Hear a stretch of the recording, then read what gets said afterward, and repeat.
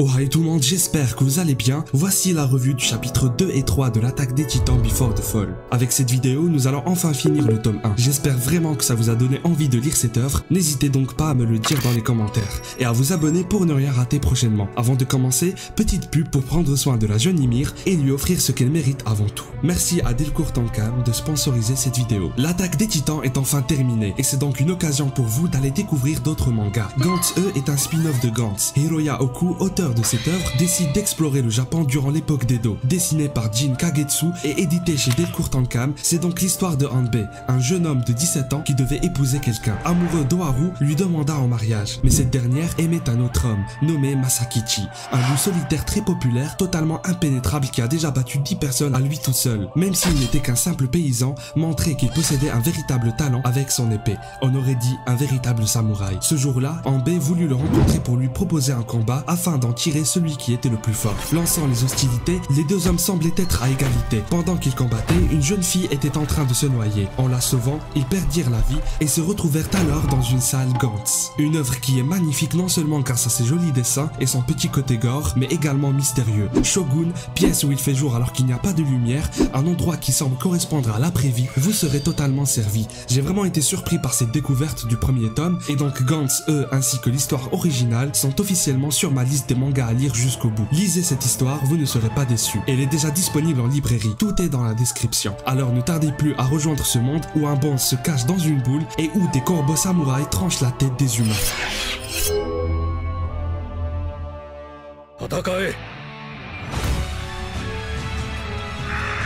ユミル・フリッツは大地の悪魔と契約し巨人の力を手に。今から100年以上前、人類にある天敵が現れた。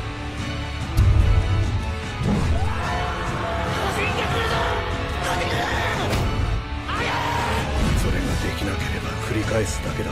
同じ歴史を、同じ過ちを何度も。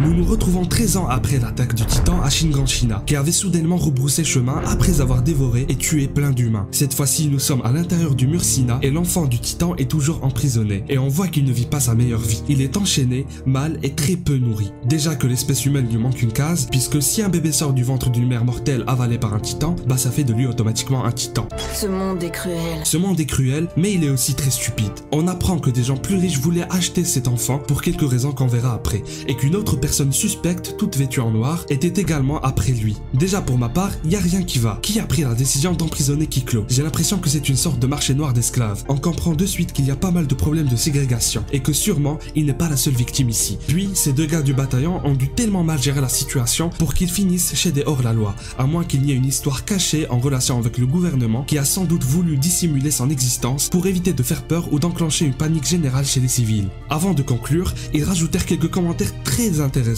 L'enfant des titans ainsi que la pièce puait. C'est bien un truc de Mars ça. Le petit restera donc chez une grande famille, mais malheureusement se fera isoler. Kiklo subira énormément de choses, et surtout se fera sans cesse battre par Xabi, qui est le fils de Dario, le fameux marchand. Pourquoi? Tout simplement pour qu'il ait plus confiance en lui, et pour qu'un jour, il puisse se vanter en disant qu'il a réussi à battre un titan. Son rêve était d'intégrer l'armée, et son père l'encourageait dans ses activités lâches.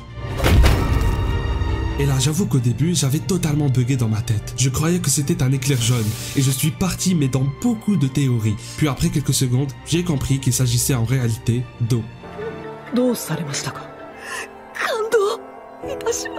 L'autre gamin lui avait versé un seau d'eau sur la tête. En même temps, j'ai encore un peu de mal avec les dessins. Il y a des planches vraiment très belles et d'autres juste difficiles à comprendre. N'hésitez pas à me dire si vous êtes tombé dans le même piège. Le pauvre se mit quand même à lécher l'eau par terre, preuve que la maison ne le nourrissait pas correctement. Xabi le trouvait trop faible et lui demanda de faire au moins semblant de résister. Kiklo alors retiendra qu'un seul mot de sa phrase, paraissant étrangement si précieux pour lui, résister. Cependant, j'ai bien préféré la version anglaise, mentionnant le Tatakai d'Eren. En plus de ça, Xabi l'a dit 2 fois.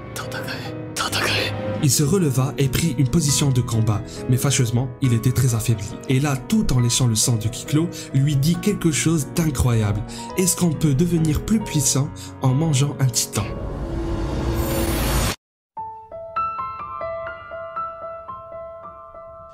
Il l'a carrément croqué et lui donna le reste de sa pomme. Ce garçon se faisait insulter et humilier. Parfois, Dario ramenait des amis et des invités pour le regarder de loin, comme un animal en cage. Au-dessus de lui se trouvait une jeune fille qui semblait être inquiète et répétait sans cesse le surnom de Kiklo. Elle avait du mal à dormir, et je suppose que c'était le cas pour toutes les nuits. C'est pour ça qu'elle avait un couteau. Elle a peur qu'elle se fasse dévorer par le titan dans sa maison. Un jour, la famille quitta le mur Sina pour se rendre à Shiganshina pour quelques vacances. Alors que Xabi était très content d'être en face du mur Maria, Charles se disait constamment que derrière ce mur se trouvaient des titans. Il était dur d'avoir une autorisation pour voir au-delà du mur, mais vu que la famille était riche, le problème était vite résolu. Charles est de nature très curieuse et désire connaître ce qu'il se trouve dans ce monde. Elle savait qu'il n'y avait aucune information sur l'extérieur et que la seule chose qu'il savait était que les humains ne pouvaient pas y vivre à cause des géants. Cette fille était très intelligente et me fait drôlement penser à Erwin. Elle se disait qu'il n'était pas impossible qu'il y ait d'autres pays dans le globe. Et mon Dieu, comment c'est flippant.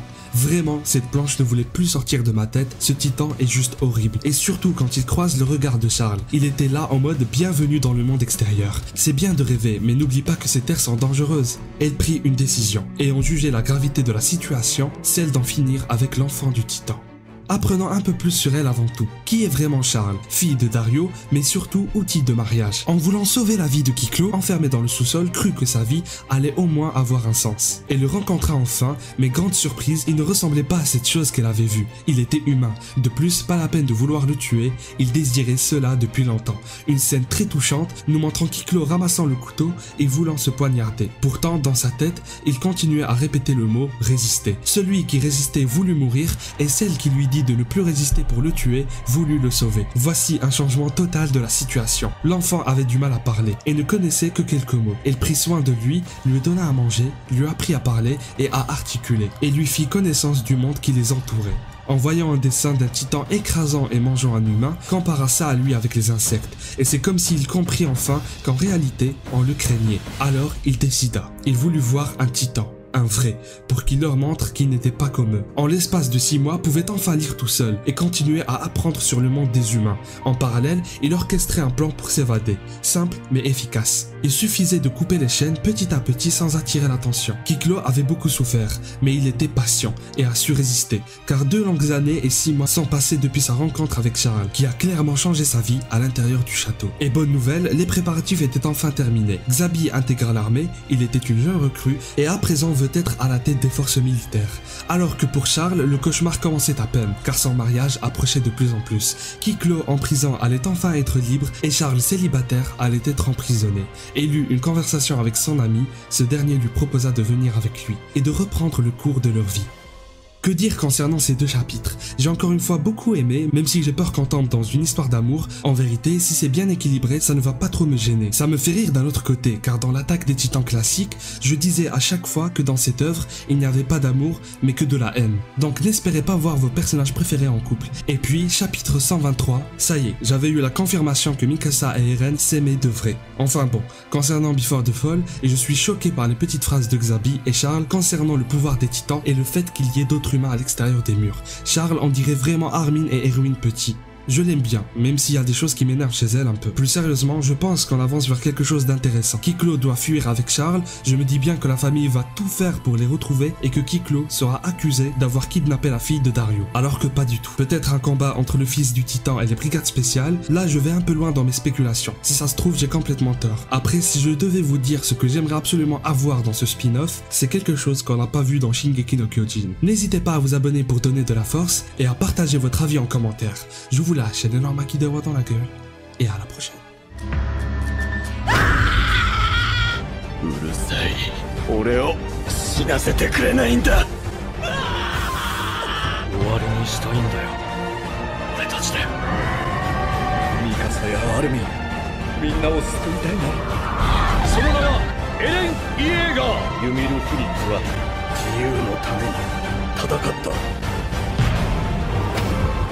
名は進撃の巨人。